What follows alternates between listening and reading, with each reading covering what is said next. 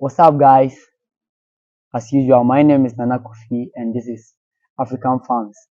Today, I have with here my brother from Liberia.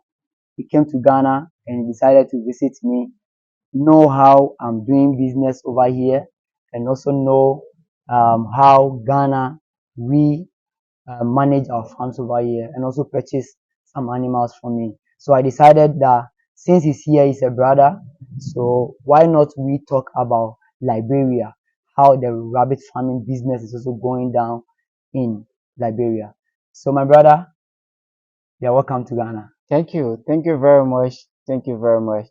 My name is Bwaka Estilo, and it's a pleasure being back to Ghana for the second time. It's a pleasure being back, Wow. and I didn't even inform Nana Kofu that I was coming back to Ghana, but when I got here, she pretended that I could get in touch with him, and that's why I'm here. So thank you. Welcome. Yeah. What inspired you to start rabbit farming in Liberia? Okay. In my country, I got inspired when I started seeing people eating from the cold storage. That is, people go get the meat that has spent more than 6, 7, 8 months overseas, come store it, and they start to freeze it with ice, and they bring it to sell to the local people. So people were really getting sick. People were really getting sick. They were dying from minor illnesses. But one tail of that problem was coming from the feed they were consuming in terms of meat. So when I went to visit a sister of mine who had passed called Vaba, and I saw a lady struggling with a sickness, and my sister, she was a nurse. She said, this woman is suffering from some fees that she been eating the grease. It's too much within her now. Okay. So it was my first time to be close by and watch somebody, give her the ghost. Where you encounter the person and they are crying, and when you left, they die. And then when I get back again, I started like, what can I do? People would not just always be eating. I even got video on my channel that discouraging people to not eat, poultry feed. Like the title of that video is Liberian Eat Clean. It's on First Liberia Rabbit Farm on my Okay, so channel. you can check up Yeah, on his channel. Liberia Eat Clean. And so unfortunately that people are not even going for that video because it's like I'm attacking other people's businesses. But my point is we need to do something that we can be able to feed ourselves the unique way. And that was what prompted me to engage into rabbit farming after knowing fully well that the meat is a very good meat for human consumption. Yeah. Wow, that's great. So how long have you been doing this rabbit business? Which kind of breed have you specialized in Liberia? Well, I specialize in the mixed breed, as you call it. But for Liberia, we call it local breed. We also do call it the same here, but sometimes we here in Ghana, we can call it mixed breed or we can still call it local breed. Okay. Yes. So when I was breeding them, they were doing well, but I started having confusion with their weight because I said I want to come in for meat purposes. You can be breeding animals that will only be coming many, but they are not obtaining the weight. Okay, and looking at the price we sell for in Liberia, so I said, okay, fine. Then let me network outside Liberia. So I try Africans, but because of language barrier, the French, it was a bit difficult for me because Africa is closer to me. Abidjan is closer to me. So I said, but then since this is language barrier, let me get across to Ghana.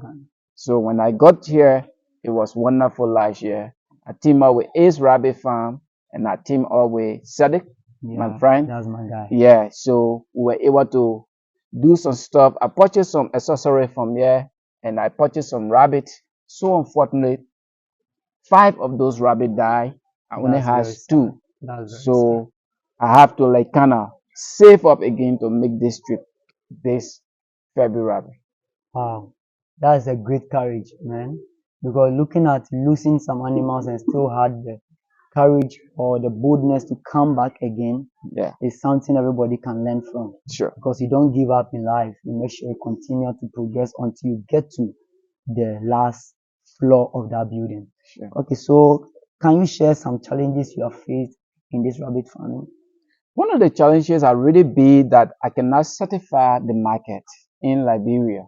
Like Ghana is like half of the corners of the country of Ghana, people are into livestock farming, most especially rabbit and grass cutter. Liberia is not like that. Okay, Liberia is not like that. We have to like kind of struggle to come outside to get this animal and take them back. So at times people even place order to me that they need rabbit, but sometimes I can't have it to me. I have to trek on other farms to get those rabbit and deliver to them because I have already opened my chest to take the bullets for those that want to come in for rabbit farming. Like first Liberia rabbit farmer I am. So everybody is like, this guy is the first. We think we can get into this guy to get what we want. And I'm doing well. I'm delivering. I have trained some people and they are doing very well. So my only challenge back home is that I should be able to certify the market. I have the land, I have the housing unit, I have the aviary, but I need to get exotic breeds to take back to Liberia. That why when those fire rabbit die, it really got into my soul. Because if they could be there now, like one of them have already started breeding, one of the two that left have already started breeding. She breeds 6 kids and 3 died from ants bite, 3 survived. So they are doing pretty okay. Those kids are coming out. So just imagine if those 5 kids, those 5 bunnies that died could be giving birth by now, then we are talking about something good. But that's why I'm back here. But I hope the business is going down well. How is Yeah. markets like? Yeah, the business for rabbit farming in Liberia is unique. People loving the meat because I'm doing a lot of advertisement. Wow. Going to hotels now. When I came from the interview with I and Sadiq, I was first started that I should start going to engage hotel and restaurant, share with them the importance of rabbit meat. Because it's so unfortunate that 1/3 of the local population in Liberia don't even know that rabbit meat is a very good source of meat for the family. Yeah. Everybody just go to the market and buy frozen fish from the cartoon, from the cold storage, frozen fish. So when you are even saying rabbit meat, they are like, we don't know it. But from what I'm doing now, people are even calling me, like some of the people that have fats, the big people with their big stomach, they are calling me like, we want rabbit because from what you told us, like when we eat the rabbit, we can't have anything with fats, cholesterol, all those kind of things. We're not going to struggle. And that's true. It's not something I'm making up. But the rabbit meat from the World Health Organization, it tells you that the meat is 100% recommended for human consumption. It's a white meat. That meat is not difficult to digest, almost like chicken. You know, when you are eating rabbit meat, you feel good. Yeah, so the market in Liberia for rabbit is very, very good. Sure. So when as you've come to Ghana, I know my farm is not the first farm you have visited. Sure. When you visit other farms, what are some of the things you are seeing that you think you feel like Liberians are not including, or Liberians are doing that Ghanaians are not also doing, which is not helping to push the rabbit market like that of the poultry farms? Okay, Ghanaians, you guys are doing well in the area of rabbit farming, except for the ones that will be in the far region, the Volta region that I visited the other time when I just touched down. This gone very well because not in March. When I went to the Volta region, I saw some people doing it, but they were not like up to this standard where you have cages. They were just there randomly. And there are some people too in Liberia that do it like that. Don't get it twisted. Other people do rabbit farming in Liberia, but they don't build cages for them. They don't provide water. They just do it on a colony level. And sometimes some people even do it on a free range level. I went to a man place in Nimba. When I went to, that's a county in my country called Nimba. Yeah, you even pass by Nimba before you come to the border to come to Abidjan, then you come to Ghana. So when I went, I saw the rabbit all in the community. I said, who has the rabbit? And the little boy said, they come and go. When I followed him, he said, this is the old man who has the rabbit. I said, but how do you have the animal all alone? While we were talking, somebody held some in their hand coming. The motorcycle has already killed one. And he was like, they will kill all these things for me because I don't know, they don't see my animals. They just go in, they killing them. I said, like, Are you for real? I want to buy all from you. You know, that was the first time when I was starting newly. And that was how he said, yes, yes. And when I was buying, I left 5 with him. I say, this is how you do it. But it was so unfortunate when I showed him the video how to do everything. He told me, I don't have the time. So he used to giving them the greens in the net. The rabbit will come, and when they're ready, they jump, they go. So you guys are doing it very well, and this is why I'm telling people in Liberia that build cages for the animals, you know, and then get some necessary materials for the animals, like the scale to weigh the animal, get the feeder, and then aside from the green grass and leaf, get pellets, get wheat bran, get kit, get premix, so that the rabbit can be able to obtain the weight. You see, these are the messages I'm talking about on my channel. Even how to cross the the rabbit kits.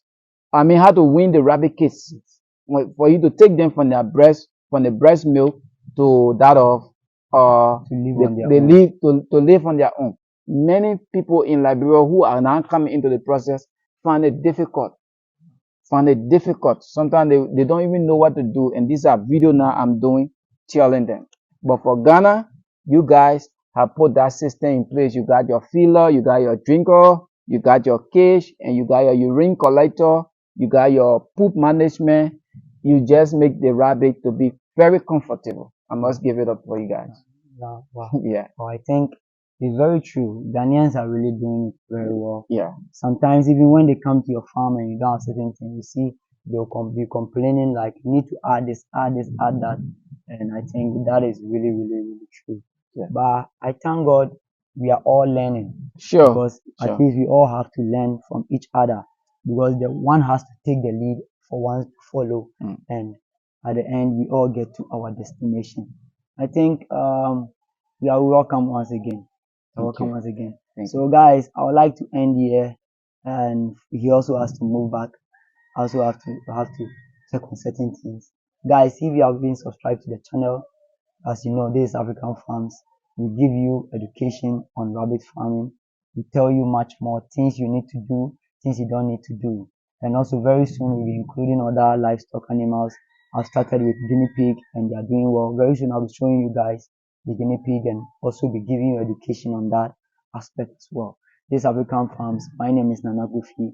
Guys, do well to subscribe to the channel. Don't forget to hit the notification button that any video I do post you are notified. Also like as well. Let's take the channel very high so that we can get more audience for more farmers and also people to also get to learn more about rabbit farming. So my brother, welcome once again to Thank you very much. It was nice being here in Ghana. Wow. I thank God you are enjoying. Sure. So guys, thank you. Bye bye.